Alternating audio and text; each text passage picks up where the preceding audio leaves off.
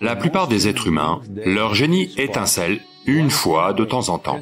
Quelqu'un peut-il être au top tout le temps? Bien sûr.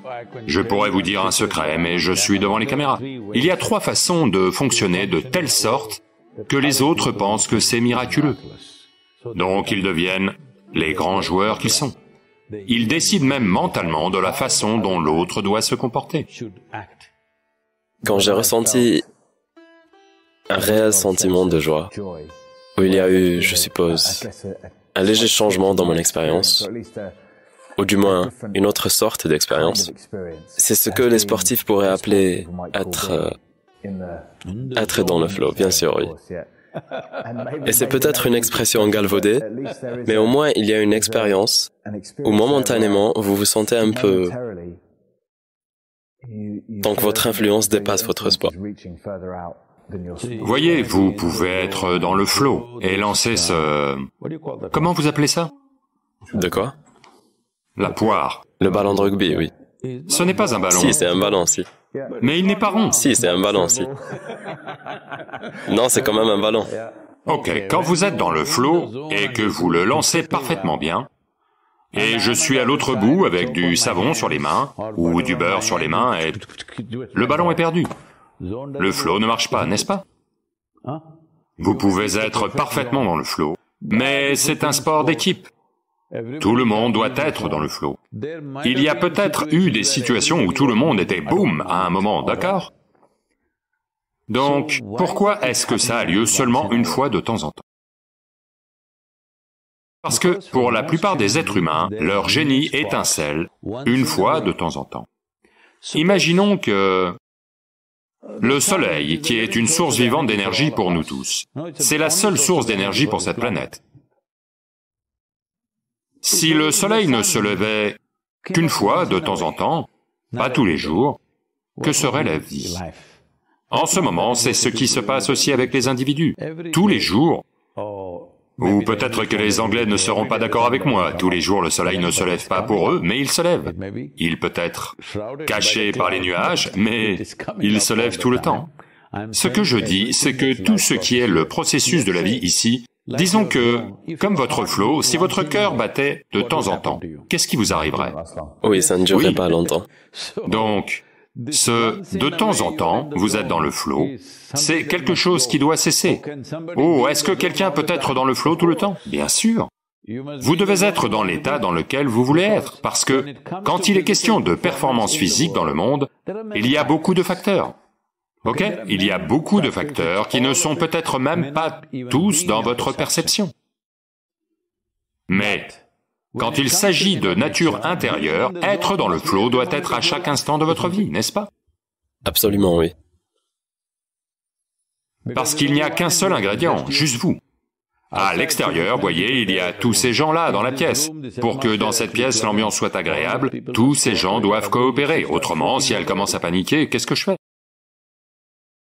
On peut la gérer, mais quand même, ça va casser l'ambiance dans la pièce. Mais dans mon ambiance intérieure, il n'y a qu'une seule personne. Cette personne est-elle partante, je vous le demande? Est-ce une personne partante ou pas? Vous devez la rendre partante, c'est là tout le truc. Parce que la seule et unique chose que vous ayez, c'est la vie. Et à quel point vous la maintenez merveilleuse en vous, c'est tout ce que vous pouvez faire. Pour le reste, dans le monde, on fait quelque chose. C'est vraiment intéressant, parce qu'en particulier dans ma position, il y a des moments où c'est le chaos absolu. Et vous faites les trucs les plus difficiles et exigeants avec toutes sortes d'interférences qui viennent des équipes adverses. Et vous le faites sans effort, de façon fluide et belle. Et alors l'arbitre donne un coup de sifflet et dit « Ok, maintenant vous avez un penalty », ce qui veut dire que je dois tirer le ballon entre les poteaux comme un golfeur. Je passais de cette version géniale de moi-même à tout à coup quelque chose que j'avais pratiqué tant de fois et que j'avais l'impression de si bien connaître. Je passais du chaos et de toutes sortes de complexités extérieurement à quelque chose de simple extérieurement. Et je rendais ça extrêmement complexe. Parce que soudain, à cet instant, vous passez de la clarté, comme vous l'avez dit, d'une simplicité à une complexité absolue. Soudain, la question c'est, qu'est-ce que les gens vont penser si je le rate? Et si Dieu m'en garde, si je laisse tomber mon équipe, etc., etc. Si vous pensez à ce que les gens vont penser, le ballon n'ira que sur les gens. Oui, c'est vrai. Très vrai.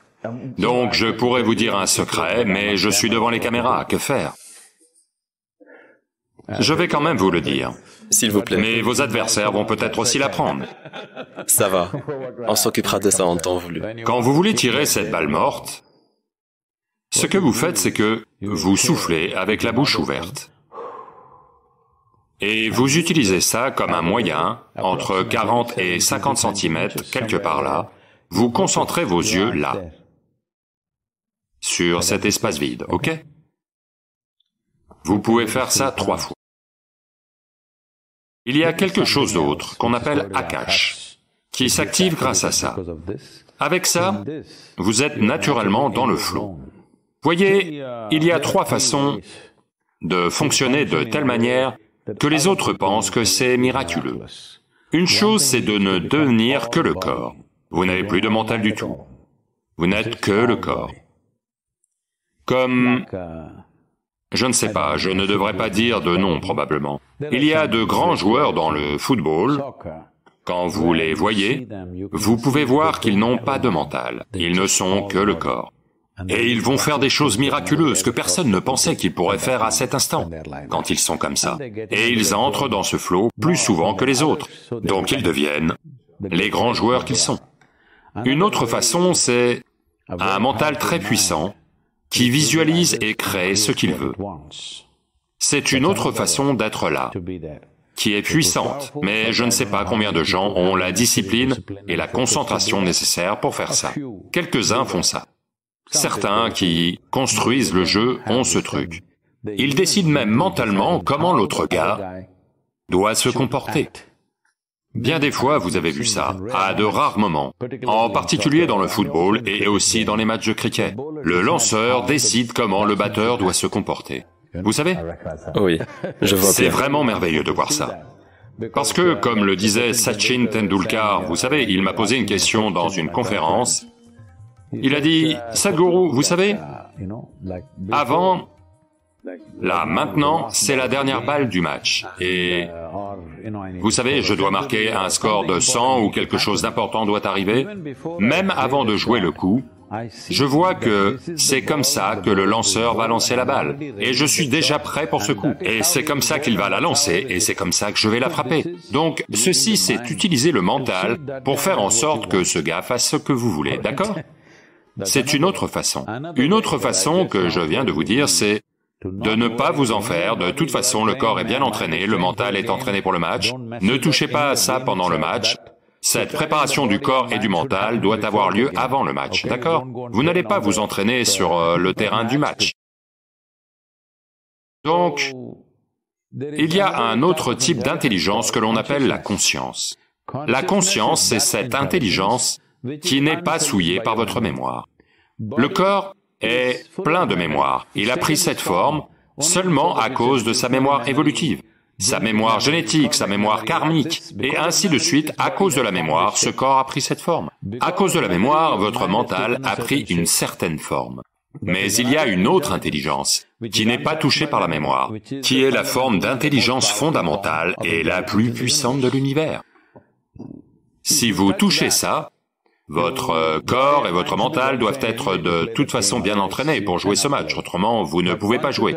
Mais une fois que vous touchez ça, vous jouez de telle façon que ça semble magique pour les autres. Personne n'a de réponse autour de vous. Il y a des tas de fois où certains sportifs en arrivent là. Consciemment ou non, le joueur y arrive et lui-même est très surpris. J'ai déjà vu ça, parfois, les joueurs de tennis, ils sont surpris. C'est moi qui ai fait ce coup. Ils n'y croient pas eux-mêmes parce qu'ils sont entrés dans cet espace. C'est pour moi très bien expliqué. Merci. Sadhguru, merci beaucoup d'avoir participé au podcast. Merci beaucoup. On ne peut vous souhaiter que le meilleur avec le mouvement Conscious Planet, Sauvons les sols. Et à coup sûr, on sera là pour soutenir. Pendant 100 jours. Faites en sorte que tous les sportifs de ce pays disent quelque chose sur les sols. On va définitivement faire passer le message, c'est sûr. Et je vais m'impliquer aussi. Merci. Merci beaucoup.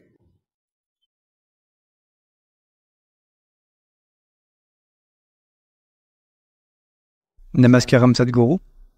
Il y a beaucoup de sanctuaires à l'ashram où j'ai vu vos empreintes de pieds gravées dans la pierre. Et j'ai vu la même chose chez un ami. Donc, je voulais demander si ce sont vos empreintes et qu'est-ce que ça fait de les avoir chez soi?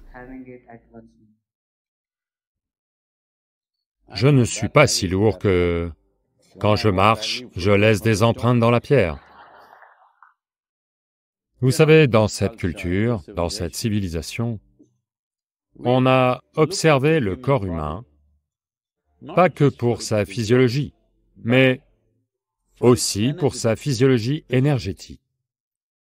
En yoga, tout comme il y a un corps physique, il y a un corps mental et un corps énergétique, qui s'appelle le Pranamaya Kosha.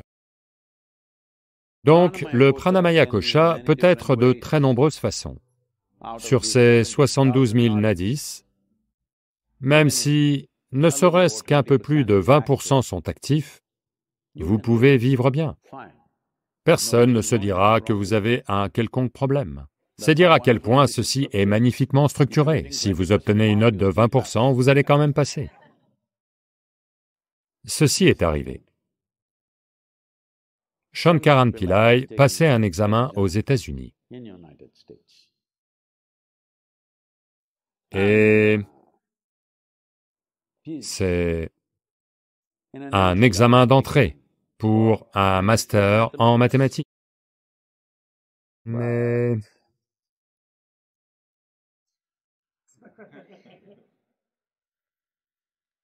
un peu, pas grand-chose, il n'a pas révisé. Donc, quand il rend la feuille de test, il épingle un billet de $100 à la feuille et écrit « 1 dollar pour chaque point,